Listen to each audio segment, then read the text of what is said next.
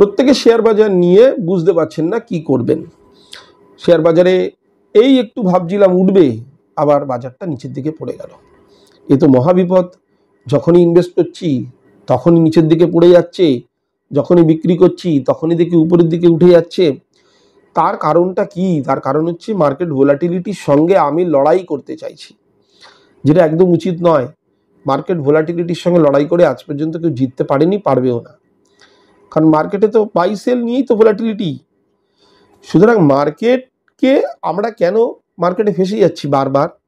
কারণ যখন মার্কেট উপরের দিকে যায় তখন আমরা সবাই আসবার জন্য লাফালাফি করি, না মার্কেট তো বাড়ছে। আর মার্কেট যখন নিচের দিকে চলে যাচ্ছে তখন আমরা পালাবার জন্য ব্যস্ত হয়ে যাচ্ছি। সুতরাং সবসময় একটা জিনিস মাথায় রাখবেন, যে মার্কেট যখন নিচের দিকে পড়ে তখনই কিন্তু আপনার কাছে সুযোগ তৈরি হয়।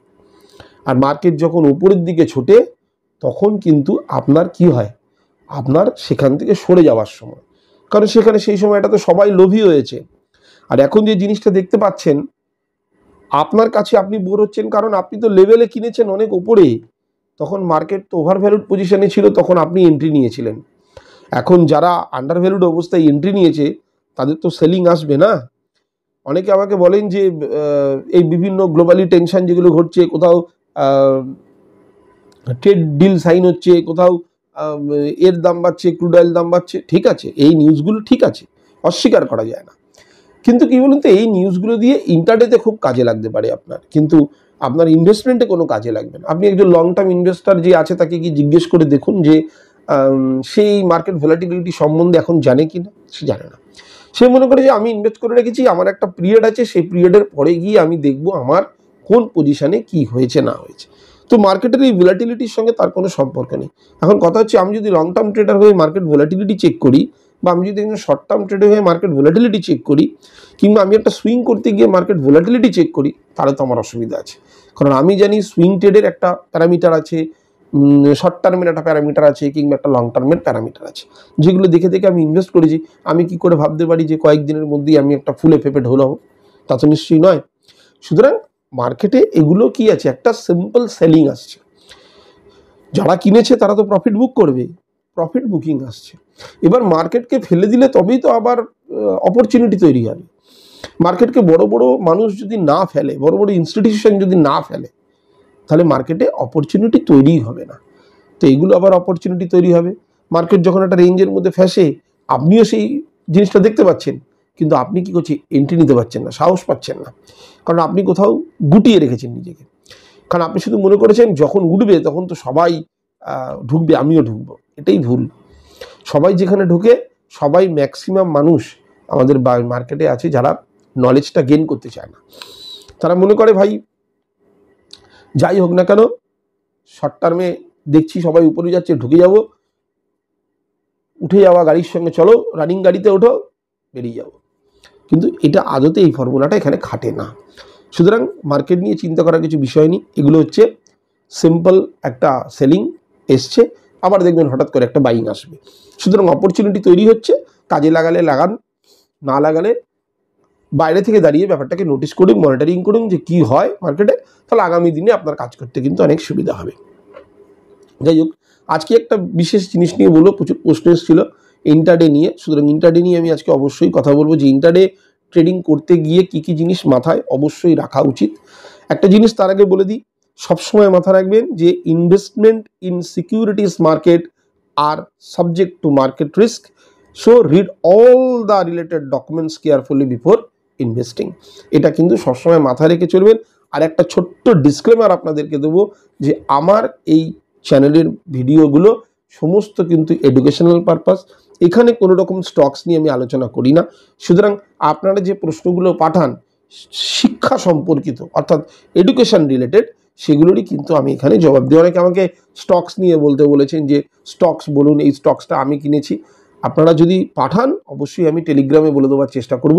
আর একটা কথা, টেলিগ্রামের লিঙ্ক যাদের কাছে নেই তাদেরকে বারবার বলছি, ভুলভাল লিঙ্কে না গিয়ে আমার যে হোয়াটসঅ্যাপ নাম্বার আছে ডেসক্রিপশানে, সেখানে গিয়ে ওখানে লিখুন যে আপনার হাই বলে পাঠান, আমি সেখানে টেলিগ্রামের লিঙ্কটা দিয়ে দেবো। তো টেলিগ্রাম চ্যানেলও আপনারা থাকবেন, ফলো করবেন।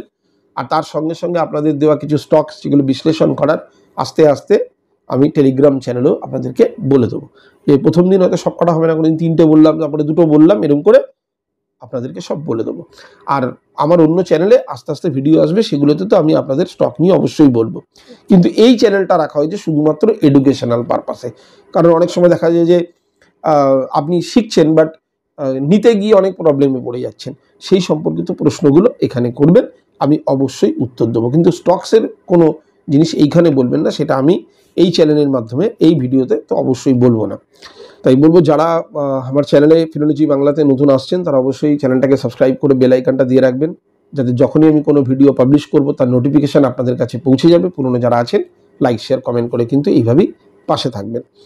যাই হোক, তো ইন্টারডে ট্রেডিং করতে গেলে যে জিনিসগুলো আপনাকে মাথায় রাখতে হবে, দেখুন আমরা কাজ সবাই করতে চাই, কিন্তু কাজ করার প্রক্রিয়া আমাদের কারোর কিন্তু জানা নেই। ইন্টারডে ট্রেডিং হচ্ছে কিছু মানুষের কাছে কিন্তু যথেষ্ট ভয়ের একটা সাবজেক্ট, আর কিছু মানুষ কিন্তু এই ইন্টারডে ট্রেড করেই কিন্তু একটা কিছু না কিছু জায়গায় পৌঁছচ্ছেন। ইন্টারডে ট্রেডিং করতে গেলে সব থেকে বড় ব্যাপার যেটা আছে, ক্যাপিটাল তো আপনার কাছে থাকছেই, অল্প বিস্তর যা ক্যাপিটাল লাগে, যা মার্জিন ওরা দেয় দিল, সেগুলো আপনারা জানেন, সেগুলো নিয়ে আমি অনেকবার বলেওছি। ইন্টারডে ট্রেডিং করা মানে হচ্ছে যে জিনিসটা আপনাকে মাথায় রাখতে হবে প্রথম, যে আমি আমার ট্রেড কিন্তু দিনের দিন শেষ হয়, সুতরাং আমাকে ডিসিশন কিন্তু দিনের দিনই নিতে হবে এরকমটা নয়। আমাকে ডিসিশন নিতে হবে প্রত্যেক 15 মিনিট অন্তর, আমাকে চেক করতে হবে যে আমার ডিসিশন নেওয়ার সময় এসেছে কিনা। আমি ইন্টারডে ট্রেড করতে বসেছি, আমি ধরে নিলাম যে 9টা 15 থেকে 9:30টার মধ্যে আমি ইন্টারডে ট্রেড করতে বসেছি, আর আমি একদম 3টে 15 অবধি টেনে নিয়ে যাব, এটা কিন্তু কোনো বুদ্ধিমানের কাজ না। কারণ যদি আপনার দেখা যায় একটা সার্টেন পিরিয়ডের পরে আপনি লসে রান করছেন, আর আপনি মনে করলেন না আমি একদম শেষ অবধি যাব যদি মার্কেট ঘোরে, এইটা ট্রেডিংয়ের কোনো প্যারামিটারই নয়। এই প্যারামিটার ফলো করে যদি আপনি ইন্টারডে করেন, তাহলে আমি বলবো ইন্টারডে থেকে সরে দাঁড়ান। আপনি যেভাবে অন্যভাবে কাজ করছেন সেভাবে কাজ করুন। প্রত্যেকটা ট্রেড করবার জন্য আলাদা আলাদা প্যারামিটার থাকে, প্যারামিটারগুলো প্রত্যেকের ভিন্ন ভিন্ন, কিন্তু কাজ করার প্রক্রিয়াটা এক। আমি আমার থিওরি অনুযায়ী একটু আগে বেরোলাম, একটু আগে ঢুকলাম, ম্যাটার করবে না। কিন্তু যদি দেখা যায় আমি ঢুকছিই ভুল, বেরোচ্ছি আরও ভুল, তাহলে কিন্তু আমার প্রবলেম আছে। সুতরাং ইন্টারডে ট্রেডিং করতে গেলে প্রথম যে জিনিসটা মাথায় রাখতে হবে, দিনের দিন যেহেতু আমাকে ট্রেডটা থেকে এক্সিকিউট করতে হবে, তাহলে কিন্তু আমাকে প্রত্যেক 15 মিনিট অন্তর অন্তর বা 5-10 মিনিট অন্তর অন্তর বা সব সময়ের জন্য আমাকে ট্র্যাক করতে হবে যে আমি আমার ডিসিশন নেওয়ার সময় এসেছে কিনা। এবার ডিসিশন তো দুটো দিকে হতে পারে, একটা পজিটিভ একটা নেগেটিভ। আমি বারবার প্রত্যেক আমার বন্ধুদেরকে একটাই কথা বলি যে যখনই ইন্টারডে ট্রেড করতে যাবেন একদম নিশ্চিন্ত হয়ে ট্রেড করবেন। কীরকম না, কোথায় আপনি ঢুকবেন কোথায় বেরোবেন সেটা তো আপনার ইন্ডিকেটার হোক বা আপনার যা প্রসিডিওর আছে সেটা বলবে, কিন্তু এই যে দুটো অর্ডার পাঞ্চ করা, যে একটা আমি যে এন্ট্রি নেবো তার অর্ডার, তার সঙ্গে স্টপ লস দেওয়া থাকলে আপনার ঘুমটা উড়বে না। ঘুম মানে আপনি যেহেতু দিনের দিন করছেন, রাত্রে ঘুমানোর কথা আমি বলছি না, ঘুম উঠবে না মানে হচ্ছে আপনি প্যানিকে আসবেন না। অর্থাৎ আপনি জানেন যে আমি এই সময় এন্ট্রি নিয়েছি, আমি এক্সিট জানি না কোথায় করব, বাট আমি স্টপ লসটা দিয়ে রাখবো, অর্থাৎ লসটাকে ডিফাইন করে দেবো। এখন এন্ট্রি আর এক্সিটটা তো এক্সিটের জন্যই আমার প্ল্যান, যে আমি এক্সিটটা কখন করব, তার জন্যই আমাকে মার্কেটে 3টে 15 অবধি অপেক্ষা নয়, যে আমি 10টায় যদি আমি আমার দেখি আমার টার্গেট অ্যাচিভ হয়ে গেছে, তাহলে আমি 10টাতেই বেরিয়ে যাব। এই জিনিসটাকে বলছি প্ল্যান করা। অর্থাৎ প্রত্যেকটা এতে ডিসিশন নেওয়ার জন্য আপনাকে 5-10 মিনিট 15 মিনিট অন্তর চেক করতে হবে। বাকি যদি উল্টো দিকে যায় আপনার ইন্টারডে ট্রেড, তার জন্য আপনার স্টপ লসটা কিন্তু ম্যান্ডেটরি। এখন স্টপ লস দেওয়ার সময় এইটা কখনো ভাবতে পারেন না যা ভুল হয়ে গেল যদি একটু এরকম হতো, এইটা ইন্টারডে ট্রেডিংয়ে চলে না। এই কারণেই দেখা গেছে ইন্টারডে ট্রেডিংয়ে সবাই লস করেছে। ইন্টারডে ট্রেডিং করবার আগে নিজের মনের মধ্যে বারবার নিজের মনের মধ্যে জিনিসটাকে রিপিটেডলি বলুন যে আমি স্টপ লস আমাকে দিতেই হবে, কারণ এই একটা ট্রেড যেখানে আমার স্টপ লস দিতে হবে, আমি এটাকে ক্যারি করতে পারি না। সুতরাং স্টপ লস যদি উল্টো দিকে চলে যায়, চলো স্টপ লস যাই গেল, যেটাই আপনার রিস্ক ছিল সেই রিস্কটা আপনি মনে করলেন কোথাও খেয়ে নিয়েছি বা কোথাও নষ্ট হয়ে গেছে বা হারিয়ে গেছে, এইভাবে। কিন্তু লসের ডিসিশন কিন্তু ক্যারি করব না, যে আমি 3টে 15 অবধি রেখেছি, আমি লসকে দেখছি না। ইন্টারনেটেড করবেন না দরকার পড়লে। ইন্টারনেটেড করার এটা প্যারামিটারই নয়। ইন্টারনেটেডে আপনি ডিসিশন নেবেন প্রতি 5-10-15 মিনিট অন্তর, আপনার টার্গেট কতটা আছে, অ্যাচিভ হয়ে গেলে আরও দেখছি না, বেরিয়ে যান, বা অল্প কিছু হয়েছে বেরিয়ে যান। ইন্টারডে মানে কালকে আবার বসবেন তো। কিন্তু উল্টো দিকে যদি যায় নেগেটিভ সাইডে, ওখানে কিন্তু ডিসিশন তৈরি করবেন না, ওখানে স্টপ লস। চলো উপরে গেছে স্টপ লস হিট, বা নিচে গেছে স্টপ লস হিট, মানে আজকের জন্য আমার খাতা বন্ধ হয়ে গেল, আবার কালকে বসবো স্টপ লসের সাথে।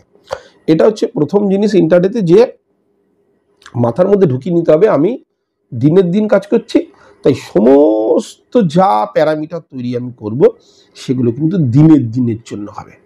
কখনোই কিন্তু আমি ওভারনাইট ওটাকে ক্যারি করতে পারবো না, নাম্বার 1। 2 নম্বর, আমাকে স্টপ লসটা মেনটেন করে যদি চলতে হবে, কারণ উল্টো দিকে হু করে ছুটতে পারে স্টক। যেমন করে প্রফিটের দিকে হু করে বাড়তে পারে, তেমন তো উল্টো দিকেও হতে পারে। উল্টো দিকের জন্য আমার ব্যারিকেড দেওয়া আছে, স্টপ লস সেট করে দেবো। তারাই ইন্টারডেতে কিছুটা হলেও লাভবান হতে পারে, যারা স্টপ লসটাকে মেনটেন করে। যারা স্টপ লস মেনটেন করে না তারা কিন্তু হবে না। প্রথম পয়েন্ট বলে দিলাম ইন্টারডেতে। 2 নম্বর পয়েন্ট, ইন্টারডে করবার সময় আপনার প্রফিট বা টার্গেট কম রাখার চেষ্টা করুন, কারণ এটা দিনের দিন। আপনি ইন্টারডেতে ঢুকেছেন আর প্রফিটটা রেখেছেন না, আমি তো সুইং ট্রেডে 10% থেকে 5% দেখি। 5% দেওয়া মানে আপনার কত পার্সেন্ট হয়ে যাচ্ছে বছরে, নিজে হিসাব করে দেখুন একবার। সুতরাং ইন্টারডে মানে আমি অল্প মার্জিনে কাজ করব, অল্প প্রফিট মার্জিনে। আমি হিউজ দিকে তাকাবো না। হিউজ দিকে তাকাতে গেলেই হয়ে গেল খেল্লা ফতে। সুতরাং ইন্টারডে করবার সময় সবসময় ওই জিনিসটা প্রফিট কমের দিকে আমাকে ঝুঁকতে হবে।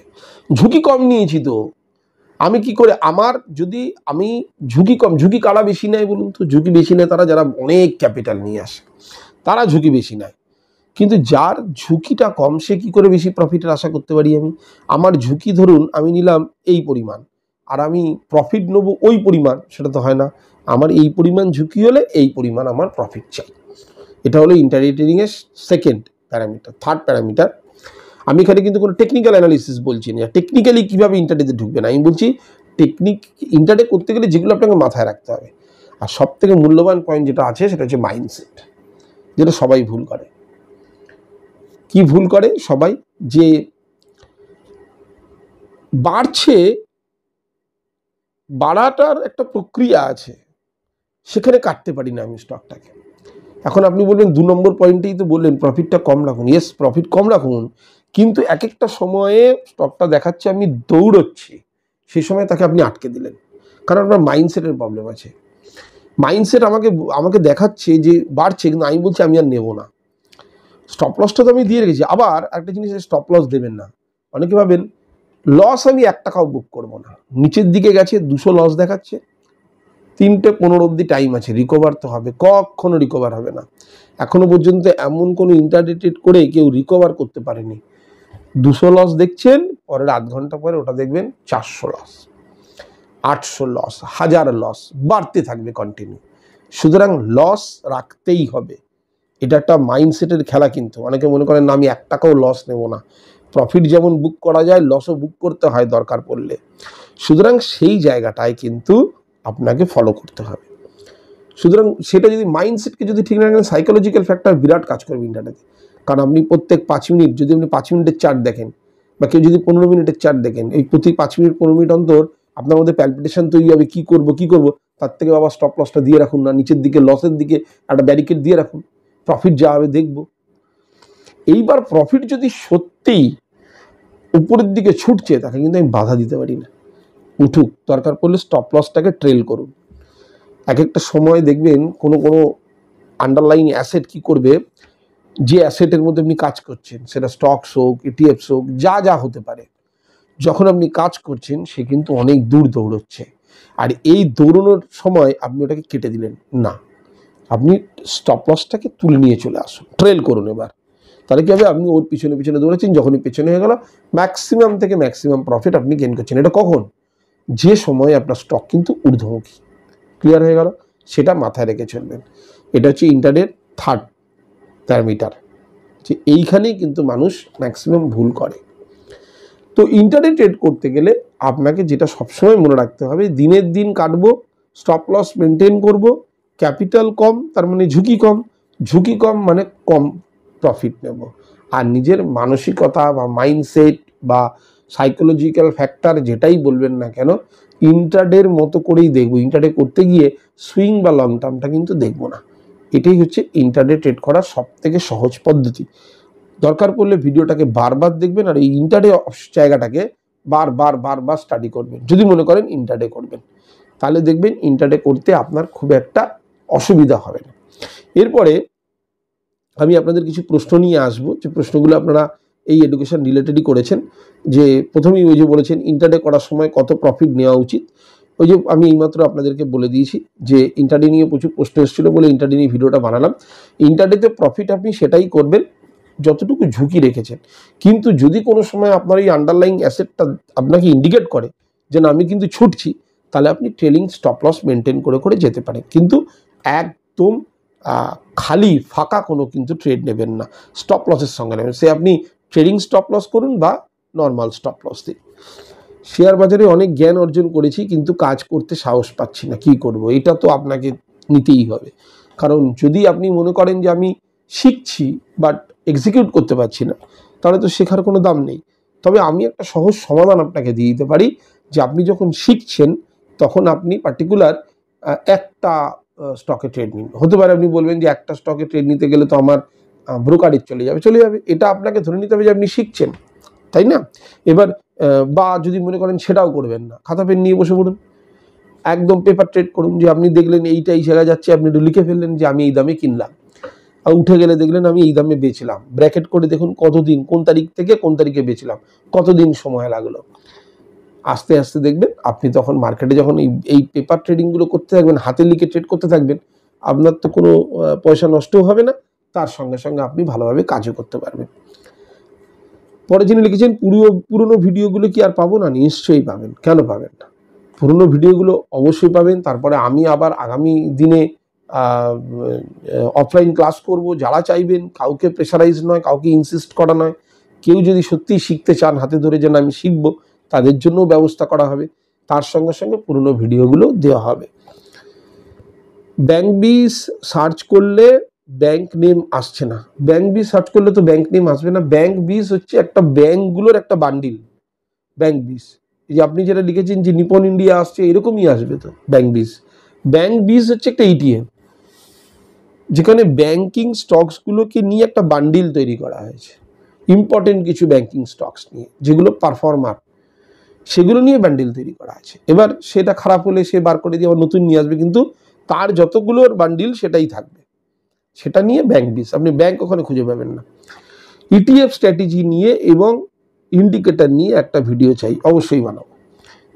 ইটিএফের উপর তো ভিডিও বানানো উচিত, কারণ ইটিএফ খুব ভালো জিনিস। এবং আমাদের এখানে আমরা তো এত ইটিএফ সম্বন্ধে জানিও না। কত সেক্টরের কত ইটিএফ আছে, কোন ইটিএফগুলো কীভাবে কাজ করে, কি দেখে কাজ করবেন ইটিএফগুলোর মধ্যে, সেগুলো আপনাদেরকে অবশ্যই বলবো। আর একটা কথা বলে দিই, মার্কেট পড়ে যাওয়ার পিছনে একটা বিশেষ কারণ আছে। সেটা হচ্ছে যে প্রফিট বুকিং যেমন একটা প্রধান কারণ, যে প্রচুর মানুষ প্রফিট বুকিং করছে। আর তার সঙ্গে সঙ্গে কোয়ার্টার ওয়ানের রেজাল্টগুলো সব কোম্পানির তো ভালো আসছে না, এটা অ্যাভারেজ আসছে। তো যে কোম্পানিগুলো রেজাল্ট খারাপ আসছে লাস্ট কোয়ার্টারের থেকে বা লাস্ট ইয়ারের থেকে, সেখানের মধ্যে একটা প্রফিট বুকিং আসছে। তারপরে যা জিনিসগুলো বিভিন্ন রকম ঘটছে, তার একটা ছোটোখাটো ইম্প্যাক্ট তো থাকেই, সেটাকে অস্বীকার করা যাবে না। তবে সব মিলিয়ে মিশিয়ে একটা প্রফিট বুকিং, তার সঙ্গে কোয়ার্টার ওয়ানের রেজাল্টগুলো খুব একটা ভালো আসছে না। আবার যখন ভালো আসতে শুরু করবে, মার্কেট আবার উপরের দিকেই যাবে। ঠিক আছে, এখন একটা মার্কেট ফেসে থাকছে একটা জায়গার মধ্যে, আবার দেখবেন দু একদিনের মধ্যে একটা ভালো বাইং আসবে, তখন আবার উপরের দিকে স্টক ছুটবে। এটা কিন্তু ভালো সাইন বাজারের পক্ষে, যে বাজার কিন্তু হেলদি হচ্ছে। যতটা পিছনে একটু যাবে তত বেশি সামনের দিকে ছুটতে পারবে। আজকের জন্য এতটুকুই। আবার বলছি, যারা ফিনোলজি বাংলায় নতুন আসছেন তারা অবশ্যই চ্যানেলটাকে সাবস্ক্রাইবের সঙ্গে বেল আইকনটা দিয়ে রাখবেন। যখনই কোনো ভিডিও আমি আপলোড করব তার নোটিফিকেশান আপনাদের কাছে পৌঁছে যাবে। পুরনো যারা আছেন লাইক শেয়ার কমেন্ট করে পাশে থাকবেন। আর এখানে যেহেতু স্টক নিয়ে বলছি না, শুধুমাত্র এডুকেশন রিলেটেড যদি কোনো প্রশ্ন থাকে অবশ্যই করবেন। স্টক সম্বন্ধে যে কোনো জিনিস আমি টেলিগ্রামে আপনাদেরকে পোস্ট করছি, তার সঙ্গে সঙ্গে আমার আরেকটা যে চ্যানেল আছে সেখানেও আপনাদের স্টক সম্বন্ধে বলে দেবো, নিশ্চিন্ত থাকুন। আজকের জন্য এতটুকুই। পুরো ভিডিও দেখার জন্য অসংখ্য ধন্যবাদ। নমস্কার।